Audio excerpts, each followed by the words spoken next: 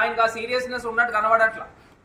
ఎందుకంటే పవన్ కళ్యాణ్ గారు కూడా గతంలో మాట్లాడినప్పుడు కూడా నేను 15 సంవత్సరాల దాకా సీఎం గురించి ఎవరు ఎత్తద్దు, 15 సంవత్సరాల తర్వాత ఆలోచిస్తాను అని ఆయన మాట్లాడిన వ్యక్తి. ఆయన ఒక పార్టీ పెట్టుకున్నాడు, సీఎం అయ్యే ఉద్దేశం లేదు 15 సంవత్సరాల దాకా అంట. నాకు ఒకటి అర్థం కావట్లేదండి, పవన్ కళ్యాణ్ గారి వయసు ఎంతండి? నాకు తెలిసి 54-55 ఏళ్ళు ఉన్నాయి. అంటే 15 సంవత్సరాలు అంటే ఎంత అవుతుందండి? 70 సంవత్సరాలు ముఖ్యమంత్రి అయ్యే ఆలోచన నీకుందా? అంటే దానికి అర్థం ఏంటి? అంటే నీకు అసలు ఆలోచనే లేదు. ఒక పక్కనేమో మీ కులం ఓట్లు నీకు కావాలి, కాపు కులం ఓట్లు మీకు కావాలి. ఆ ఓట్లు వేయించుకుని ఏదో రకంగా ఆ పక్కన తెలుగుదేశం పార్టీకి పనిచేసే కార్యక్రమం. మీరు ఎంతసేపు ఏంటంటే స్వయం ప్రకాష్ కాదు, తెలుగుదేశం పార్టీకి వర్క్ చేసే కార్యక్రమం. ఏదో అంటారు కదా, ఓ లీజ్ పని చేస్తాము, లేకపోతే ఒక కాంట్రాక్ట్ పని చేస్తారు, అలా కాంట్రాక్ట్ కార్యక్రమం జరుగుతుంది. అంటే 15 సంవత్సరాల దాకా నాకు ఆ సీఎం అనే ఆలోచన మీరు అందరూ పక్కకు తీసేయండి అని మాట్లాడుతున్నాడు అని అంటే దానికి అర్థం ఏంటంటే 70 సంవత్సరాలకి ముఖ్యమంత్రి అవుతాడట. అంటే ఈ లోపల మొత్తం కాపు కులస్తులందరినీ కూడా ఈ తెలుగుదేశం పార్టీకి మీరు అందరూ కూడా జెండాలు మోయండి అని చెప్పే కార్యక్రమమే కదండి. ఇవాళ క్లియర్గా అర్థమవుతుంది, ఎంత డెలిబరేట్గా అర్థమవుతుంది. సరే, పవన్ కళ్యాణ్ గారిని కాస్త పక్కపడితే నిన్న నారా లోకేష్ గారి పర్యటన గురించి ఒక అంశం చెప్తున్నానండి. డ్వాక్రా మహిళలు పొద్దున్నుంచి సాయంత్రం దాకా ఎండల్లో పడిగాపులు కాశారు. ఆయన రూట్ మ్యాప్ మొత్తం అంతా కూడా ఎయిర్పోర్ట్ దగ్గర నుంచి క్వారీ సెంటర్కి, అది కూడా చెప్తా. ఇవాళ మేము చేసిన అభివృద్ధే ఆయన వచ్చిన పర్యటనలో మొత్తం అంతా కూడా కనబడతాం. ఆయన ఎయిర్పోర్ట్లో దిగాడండి.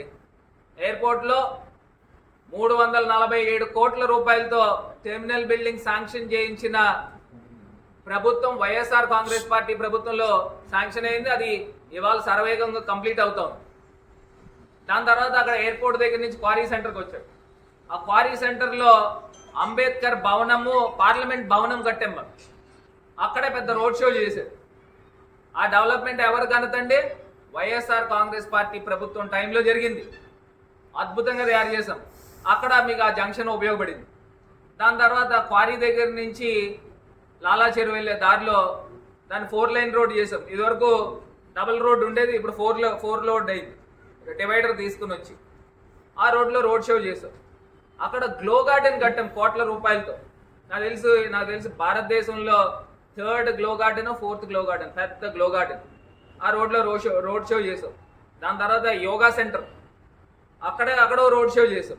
అది కూడా మేము కట్టించింది. దాని తర్వాత కార్గిల్ పార్క్, అది కూడా మేము డెవలప్ చేయించింది. దాని తర్వాత నుంచి అక్కడి నుంచి మనం వెళ్తే అక్కడ 150 feet road, arts college road, central jail road, ఆ రోడ్డు కూడా అద్భుతంగా, నాకు తెలిసి భారతదేశంలో one of the iconic roads అది. అలా డెవలప్ చేసాం ఆ రోడ్ని.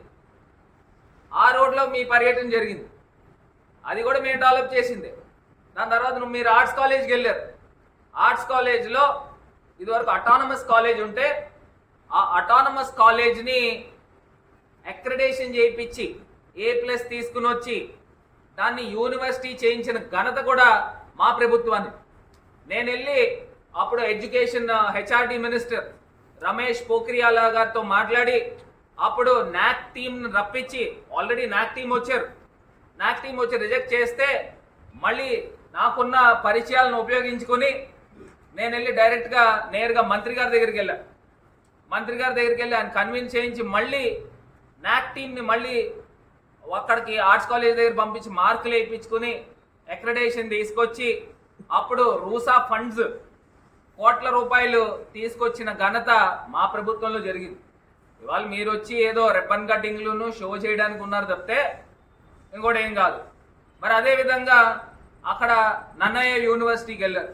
ఆ యూనివర్సిటీకి శ్రీకారం చుట్టింది రాజశేఖర్ రెడ్డి గారి టైంలో దానికి శ్రీకారం చుట్టారు. ఇవాళ తీసుకుని వచ్చి మా ప్రభుత్వంలో జరిగినట్లకి ఇవాళ మీరు రిబ్బన్ కటింగ్లు కడుతున్నారు. అదేవిధంగా అప్పుడు మేము యూనివర్సిటీ సెంటర్ ఆఫ్ ఎక్సలెన్స్ కిందన కేంద్ర ప్రభుత్వం దగ్గర నుంచి ఫేజ్డ్ మేనర్లో సుమారుగా 25 కోట్ల రూపాయలు ఇండోర్ స్టేడియంకి సంబంధించి, స్విమ్మింగ్ పూల్కి సంబంధించి నేను తీసుకుని వచ్చాను. ఆ స్కీమ్ ఫస్ట్ వస్తే ట్యాప్ చేసి ఆంధ్రప్రదేశ్కి తీసుకొచ్చింది నేను. దాని పురోగతి ఏదండి? మీరు మంత్రి అయ్యి దగ్గరగా సంవత్సరంన్నర కాలం దాటింది. ఇప్పటిదాకా ఎక్కడ వేసిన గొంగలి మా టైంలో ఏ రకంగా వర్క్ ఆగిపోయిందో అదే వర్క్ అయిపోయింది. దాన్ని ఇంకా పూర్తి స్థాయిగా కంప్లీట్ చేయడం జరగల. మీ శాఖకు సంబంధించి ఒక యూనివర్సిటీ సెంటర్ ఆఫ్ ఎక్సలెన్స్ కిందన కోట్ల రూపాయలు ఇండోర్ స్టేడియంకి, స్విమ్మింగ్ పూల్కి తీసుకుని వస్తే దాని వర్క్స్ ముందరికెళ్ళవు. అంటే మీకు ఏం చిత్తశుద్ధి ఉంది అని అడుగుతా ఉన్నా. ఇవాళ మీరు సాధించింది ఏంటి?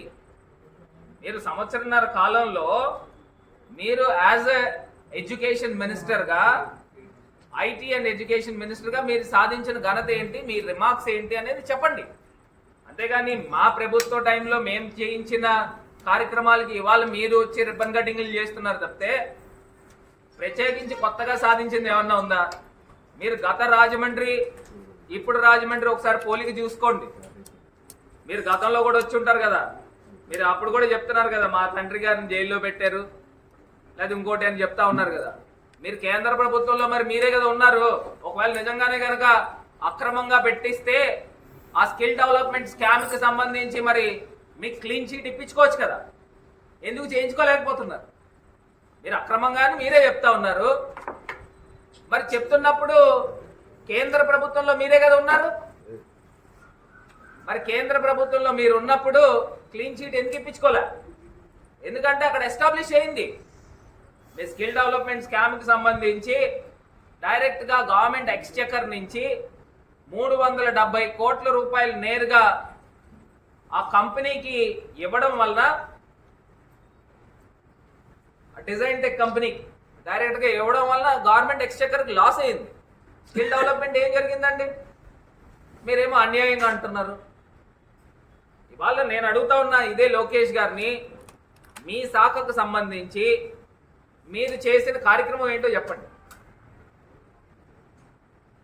మీరు అక్కడ కూర్చోబెట్టి స్టూడెంట్స్తో మాట్లాడుతున్నారు. నిజంగా చాలా మంది స్టూడెంట్స్కి ఆవేదన ఉంది. ఎందుకంటే ఫీజు రియంబర్స్మెంట్లు ఏం జరుగుతున్నాయండి ఆంధ్రప్రదేశ్లో? జగనన్న ప్రభుత్వంలో ఫీజు రియంబర్స్మెంట్ టైంకి వేసేవారు. 3 దఫాలుగా సంవత్సరానికి, 3 దఫాలుగా, ఎవ్రీ 3 దఫాలుగాను 4 దఫాలుగాను క్వార్టర్లీ వేసేవారు. విద్యా దీవెన, వసతి దీవెన 2 వేసేవారు. మరి ఇప్పుడు ఈ టైంలో ఏమవుతుందండి? నాకు తెలిసి ఇక్కడ మీడియాలో సోదరుల్లో కూడా చాలా మంది పిల్లలకు వస్తూ ఉంటుంది. ఎవరికైనా వస్తుందండి విద్యా దీవెన? ఇప్పుడు వస్తుందా మీ పిల్లలకి? మీడియా పిల్లలకే రావట్లే. ఇవాళ క్లియర్గా అర్థమవుతుంది. గతంలో జగనన్న ప్రభుత్వంలో ప్రతి ఒక్కరికి కూడా క్వార్టర్లీ విద్యా దీవెన, వసతి దీవెన వేసేవారు. ఇప్పుడు ఈ ప్రభుత్వం వచ్చి 2 సంవత్సరాలు అయింది. మీరు ఏ కాలేజీలకి, పోనీ కాలేజీలకి నేరుగా ఇచ్చారా? డబ్బు ఇచ్చిన పాపానికి పోయారా? మరి ఇక్కడే డైరెక్ట్గా మీరు చేసిన మోసం కనబడుతుంది కదండి. చాలా మందికి అమ్మఒడి కూడా పూర్తి స్థాయిగా వచ్చిన సందర్భం కూడా లేదు. ఈ రకంగా అన్యాయం చేస్తూ మళ్ళీ కొంతమందిని స్టూడెంట్స్ని పెట్టించుకొని మీరు మీకు నచ్చిన క్వశ్చన్లు అడిగిపించుకుంటాం. నిజంగా రియల్ స్టూడెంట్స్కి కనుక మైకులు ఇస్తే అడుగుతారు, అన్న లోకేష్ అన్న మా ఫీజు రియంబర్స్మెంట్ ఎప్పుడు ఇస్తావు, మా విద్యా దీవెన ఎప్పుడు ఇస్తావు, జగనన్న టైంలో మాకు వసతి దీవెన వచ్చేది అది ఎప్పుడు ఇస్తారు అని నేరుగా అడిగేవారు. మరి మీ టైంలో అది లేదు కదా. మరి నిజంగా మైకులు కనుక ర్యాండమ్గా ఇచ్చుంటే అదే జరిగేది. ఇది కాక ఇవాళ మెడికల్ కాలేజీల గురించి కూడా నిజంగా ఎంత బాధపడతా ఉన్నారండి అంటే, అసలు పేద విద్యార్థుల్ని, పేద ప్రజలకి విద్య వైద్యము అందనివ్వకుండా చేస్తూ ఉన్నారు. ఎంత అన్యాయమో చూడండి. ఇవాళ పేద విద్యార్థులకి నిజంగా డాక్టర్లు అవ్వగలుగుతారనండి? జగన్మోహన్ రెడ్డి గారు వచ్చిన టైంలో మెడికల్ కాలేజీలు కూడా చెప్తా ఉన్నా, ప్రైవేట్ మెడికల్ కాలేజీలకు కూడా ఏ కేటగిరీ, బి కేటగిరీకి సంబంధించి ఫీజు కూడా తగ్గించడం జరిగింది. గతంలో నాకు తెలిసి 22 లక్షలు ఎంత ఉండేది బి కేటగిరీకి సంబంధించి ఫీజు, అలాంటిది 9 లక్షలకి తగ్గించారు. మరి ఎన్ఆర్ఐకి సంబంధించి సంవత్సరానికి 54 లక్షలు 52 లక్షలు ఉండేది, దాన్ని కూడా 50% తగ్గించారు. మరి ఇవన్నీ తగ్గించింది ఎవరి గురించి తగ్గించారు? ప్రతి ఒక్కళ్ళు డాక్టర్లు అవ్వాలనే ఉద్దేశంతో ఇవన్నీ తగ్గించింది. ఒకసారి విద్యార్థులు కూడా ఇవన్నీ కూడా లోతుగా ఆలోచన చేయాలి. ఇవాళ మీ గురించి జగనన్న ఎన్నో కార్యక్రమాలు చేశాడు. మళ్ళీ వీళ్ళు ప్రభుత్వం వచ్చింది, మళ్ళీ ఫీజులు పెంచుకునే కార్యక్రమం చేస్తూ ఉన్నారు. కార్పొరేట్ సంస్థలకు అన్నీ కూడా దారాదత్తం చేస్తూ ఉన్నారు. ఇప్పుడున్న మెడికల్ కాలేజీలు అన్నీ కూడా ప్రైవేటైజ్ చేసే కార్యక్రమం చేస్తూ ఉన్నారు. నేను అడుగుతా ఉన్నా, ఇదే రాష్ట్ర ప్రభుత్వాన్ని అడుగుతా ఉన్నా, కేంద్ర ప్రభుత్వం కదా ఎయిమ్స్ ఇచ్చింది, మంగళగిరిలో ఉంది ఇక్కడ ఎయిమ్స్, దాన్ని కూడా ప్రైవేటైజేషన్ పెట్టకపోయారా? అది కూడా ప్రైవేట్ వాళ్ళ చేతుల్లో పెట్టకపోయారా? అంటే మీరు చెప్తా ఉన్నారు కదా క్వాలిటీ ఇవ్వలేము ప్రభుత్వం అని, అది కూడా చేసేయండి. అప్పుడు మోడీ గారే మీకు సమాధానం చెప్తారు. బాబు చంద్రబాబు కొంచెం తగ్గు అని చెప్తారు. అంటే ఇవాళ జగన్మోహన్ రెడ్డి గారు తీసుకొచ్చిన మెడికల్ కాలేజీలని ప్రైవేటైజ్ చేస్తూ ఉన్నారా? మరి ఎయిమ్స్ కూడా చేయండి, మంగళగిరిలో ఉంది కదా, అది కూడా ప్రైవేటైజేషన్ ప్రపోజల్ పెట్టండి. ప్రైవేటైజేషన్ ప్రపోజల్ పెడితే మీది ఏంటనేది క్లియర్గా అర్థమవుతుంది. ఇవాళ ఒక షాడో సీఎం కింద నారా లోకేష్ గారు ఇవాళ పర్యటిస్తున్న తీరు, ఈయన ఇవాళ రాజమండ్రి వచ్చాడు. నిన్న రాజమండ్రి వచ్చిన తర్వాత ఏమి ఉద్ధరించారనండి? రాజమండ్రికి ఏమొచ్చింది? ఒక పక్కనేమో మీ కోటిలింగాల చైర్మన్ ప్యాకాట్ క్లబ్బులు నడుపుతున్నాడు. మరి పార్టీ ఏ రకమైన నిర్ణయం తీసుకుంది? మీకు ఏదన్నా పార్టీ ఏదన్నా నిర్ణయం తీసుకుందండి? ఇంకో పక్కన వాళ్ళకి సంబంధించిన వాళ్ళు పార్టీ ప్రెసిడెంట్ లిక్కర్ సిండికేట్ నడుపుతా ఉన్నాడు, ఎక్స్ కార్పొరేటర్ లిక్కర్ సిండికేట్ నడుపుతా ఉన్నాడు. ఇంకో పక్కనేమో ఆయన వచ్చిన 2 రోజుల ముందరే అదే రోడ్లో ఒక మైనర్ బాలికని ఎత్తుకెళ్ళిపోయిన సందర్భం, ఎత్తుకెళ్ళిపోయి ఆమెని రేప్ చేసి ఒక రౌడీ షీటర్. మరి దాని గురించి రాజమండ్రిలో జరిగే క్రైమ్ గురించి మీకు పట్టదు. ఎంతసేపు ఒక షాడో సీఎం కింద వ్యవహరించేయడం, ఆ రోడ్లన్నీ తిరిగేయడం, టాటాలు చెప్పేయడం, బాయ్ బాయ్ చెప్పేయడం. మా ప్రభుత్వ హయాంలో చేసిన డెవలప్మెంట్. అదే రకంగా పవన్ కళ్యాణ్ గారిని కూడా అడుగుతా ఉన్నాం. ఆయన అంటాడు నేను 15 సంవత్సరాల తర్వాత సీఎం గురించి ఆలోచన చేస్తానన్నాడు. నేను వాళ్ళు చెప్తా ఉన్నా, ఇవాళ పవన్ కళ్యాణ్ గారి వయసు నాకు తెలిసి 54-55 సంవత్సరాలండి ఆయన వయసు. అంటే 15 సంవత్సరాలు అని అంటే 70 సంవత్సరాలు అయ్యాక ముసలోడు అయిపోయిన తర్వాత సీఎమ్మా? అంటే కేవలము వాళ్ళ కాపు కులస్తుల ఓట్లను తెలుగుదేశానికి డైవర్ట్ చేసే కార్యక్రమం, కాంట్రాక్ట్ కార్యక్రమం. ఇవాళ ఆయన చేసేది ఏంటంటే ఒక కాంట్రాక్ట్ వర్క్ చేస్తున్నాడు. మనం పూర్వం రోజుల్లో వినేవాళ్ళం, ఈ పనికి ఈ కాంట్రాక్ట్ నీకు ఇస్తున్నామని.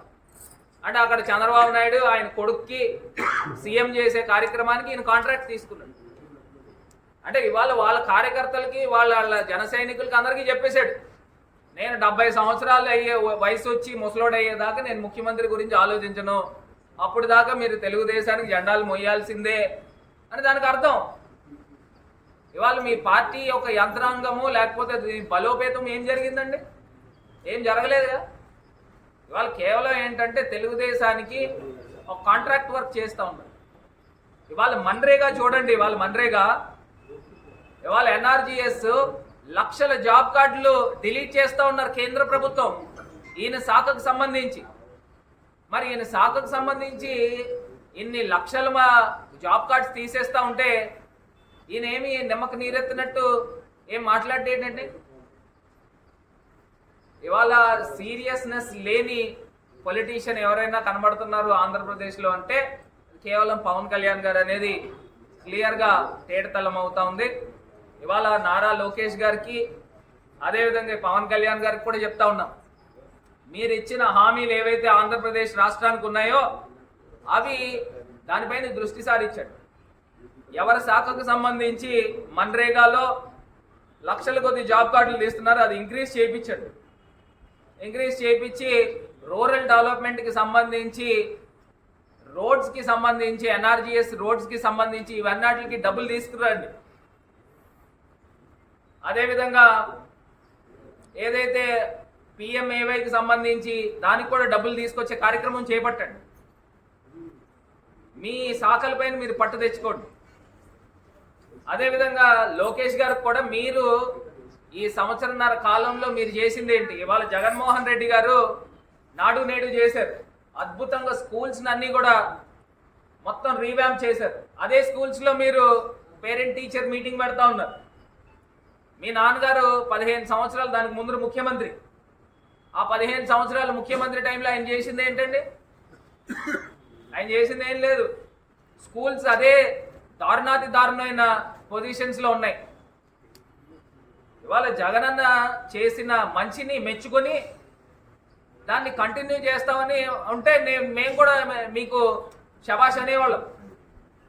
ఇవాళ జగన్మోహన్ రెడ్డి గారు చేసిన కార్యక్రమాలని ఆయన ఏం మాట్లాడుతున్నాడండి? ఇప్పుడు గతంలో ఎన్నో అద్భుతంగా స్కూల్స్ని రీవ్యాంప్ చేశారు, నాడు నేడు కింద అద్భుతంగా తయారు చేశారు.